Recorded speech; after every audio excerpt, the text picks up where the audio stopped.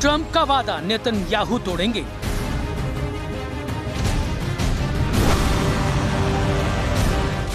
Lebanon की धरती एक बार फिर युद्ध के मुहाने पर है।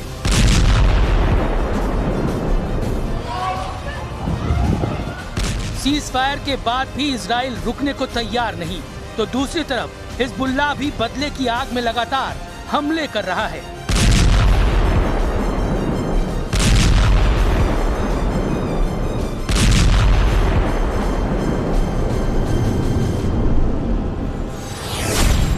सवाल है, क्या ट्रंप के चक्कर में लेबनान हार रहा है इजराइल?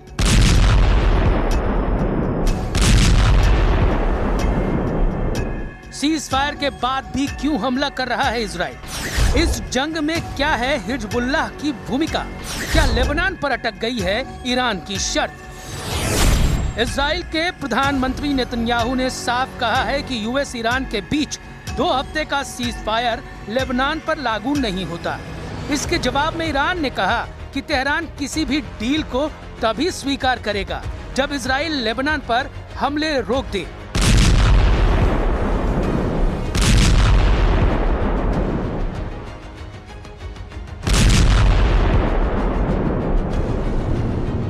पाकिस्तान की मध्यस्थता में अमेरिका और ईरान के बीच 2 हफ्ते का सीज फायर हुआ। डील के तहत सीज फायर को सभी फ्रंट पर लागू करने का फैसला लिया गया, जिसमें लेबनान भी शामिल है। लेकिन नेतन्याहू ने लेबनान पर हमला रोकने से इनकार कर दिया। उधर हिजबुल्लाह ने ऐलान कर दिया कि अगर इजराइल ने हमला किया तो वो जवाब देने से नहीं रुकेगा, लेकिन इजराइल की तरफ से हमले नहीं रुके।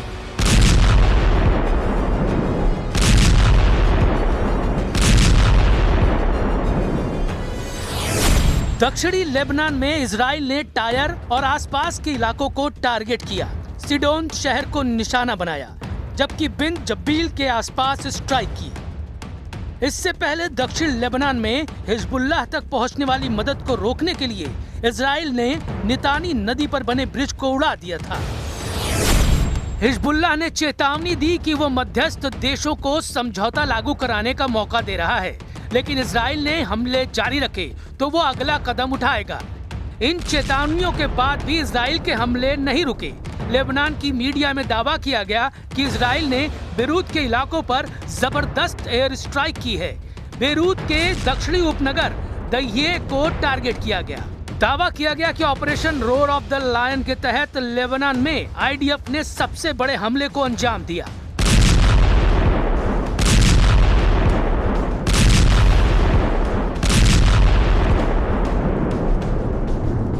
מהלומת פתע מאות מחבלי חיזבאללה במפקדות ברחבי לבנון.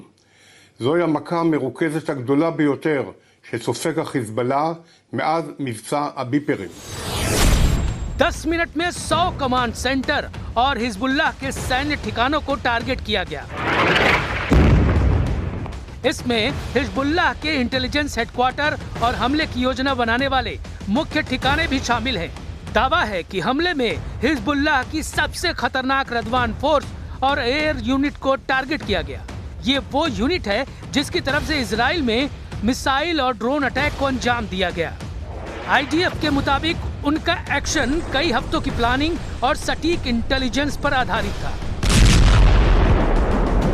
टेल अवीव है, यहाँ पे कोई सायरन नहीं हो रही है। नॉर्थ में जो है हो सकती है, लेकिन अभी कोई सायरन वहाँ पे नहीं बजी है, क्योंकि हिजबुल्लाह जब अटैक करता है तो अक्सर नॉर्थ इसराइल पे करता है, क्योंकि वहाँ पर जो भी है, खासतौर से किरियात शमोना का जो एरिया है वो बहुत ज्यादा प्रभावित हुआ है। वहाँ पे लोग जो है डिस्प्लेस हुए हैं, वहाँ पे लोग घरों में नहीं है। 10,000 से ज्यादा लोग जो है नॉर्थ से शिफ्ट हो चुके हैं। और दूसरी तरफ से लेबनान में भी काफी तबाही हुई है। 1.3 मिलियन पीपल यानी 13 लाख लोग जो हैं वो अभी तक बताया जा रहा है कि वो डिस्प्लेस हुए हैं। तो वहां पे जिस तरीके का ऑपरेशन चलाया जा रहा है, खासतौर से इस्राएली फोर्सेस की तरफ से, ऐसा लगता है कि शायद वो बहुत जल्द बंद नहीं होगा। हिजबुल्लाह इजराइल की सबसे बड़ी टेंशन है। यही ग्रुप है जो इजराइल के गाजा पर हुए हमले के बाद सबसे पहले एक्टिव हुआ था। अब वो इस ग्रुप को खत्म करना चाहता है, हिजबुल्लाह की ताकत को पूरी तरह खत्म करना चाहता है। लेकिन सवाल है कि हिजबुल्लाह को इजराइल से लड़ने की ताकत कहां से मिलती है? हिजबुल्लाह लेबनान का एक ताकतवर शिया मुस्लिम राजनीतिक और लड़ाका ग्रुप है। इसे ईरान का फुल सपोर्ट है।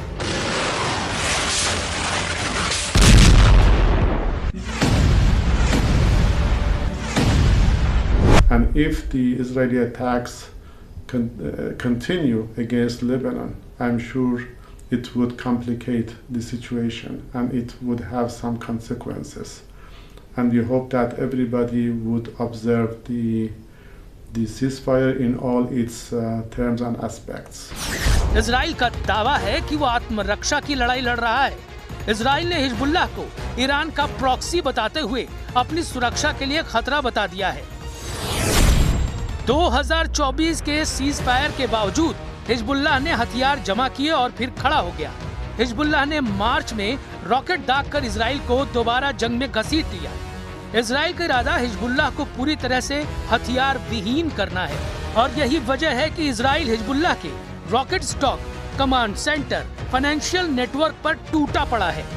इजराइल दक्षिणी लेबनान में सिक्योरिटी बफर जोन बनाना चाहता है ताकि 8 अक्टूबर 2023 जैसी स्थिति पैदा ना हो।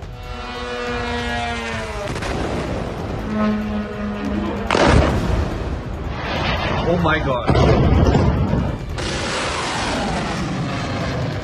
इजराइल का दावा है कि हिजबुल्लाह लेबनान की सेना और सरकार के बाहर है जो उसके काबू में नहीं है। इसलिए हिजबुल्लाह को काबू में करने के लिए इजराइल को आगे आना पड़ेगा।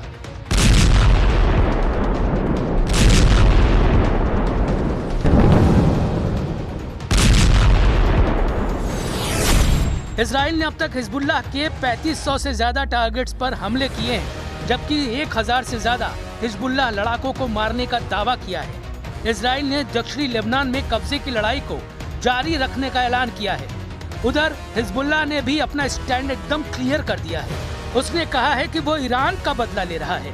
खमनेई की हत्या के बाद ये डिफेंसिव एक्ट था, लेकिन अब इजराइल लेबनान पर लगातार हमले कर रहा है, जिसका जवाब वो हर हाल में देगा।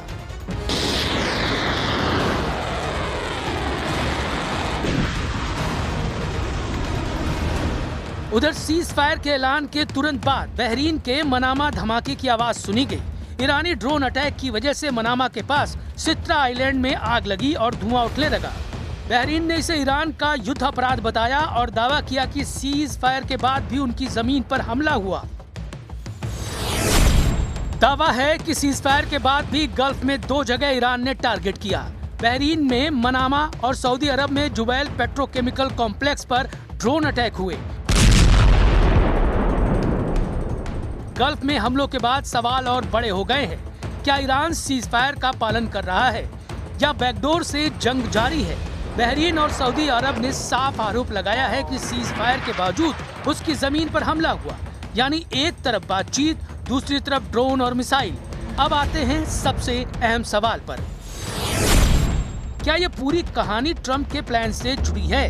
ट्रंप ने दावा किया था कि 2 हफ्ते में हालात कंट्रोल में होंगे, लेकिन जमीन पर जंग फैलती गई। इजराइल सीज फायर नहीं मान रहा, ईरान शर्तें जोड़ रहा है और हिजबुल्लाह हमले आगे बढ़ा रहा है। तो सवाल है कि क्या ट्रंप का प्लान फेल हो गया? और यहीं पर एंट्री होती है बेंयामिन नेतन्याहू की।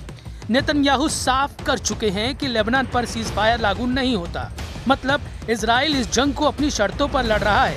उसका फोकस क्लियर है, हिजबुल्लाह खत्म करो, बॉर्डर सिक्योर करो और ईरान के नेटवर्क को तोड़ो।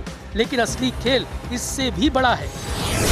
ये सिर्फ इजराइल वर्सेस हिजबुल्लाह नहीं है, ये इजराइल वर्सेस ईरान है, ये अमेरिका वर्सेस ईरान है और ये मिडिल ईस्ट की पावर स्ट्रगल है, जहां हर देश अपने अपने मोहरे चला रहा है। इससे बड़ा खतरा अब ये है कि अगर हिजबुल्लाह फुल स्केल वॉर में उतरता है या ईरान सीधे मैदान में आता है तो ये लड़ाई पूरे मिडिल ईस्ट को जला सकती है। और इस जंग की सबसे बड़ी कीमत लेबनान के आम लोग चुका रहे हैं। शहर खाली हो रहे हैं, घर मलबे में बदल रहे हैं। वहीं इजराइल में भी सायरन, बंकर और डर का माहौल है। अब सबसे बड़ा सवाल है कि क्या इजराइल जानबूझकर जंग बढ़ा रहा है? क्या हिजबुल्लाह सिर्फ ईरान का हथियार है? और क्या सीज फायर सिर्फ दिखावा है? सीज फायर के बाद भी अगर मिसाइलें चल रही हैं तो ये साफ है कि जंग रुकी नहीं है, बस उसका नाम बदल गया है। और अब सवाल ये है कि क्या ये लड़ाई यहीं रुकेगी या मिडिल ईस्ट एक और बड़ी जंग की तरफ बढ़ रहा है?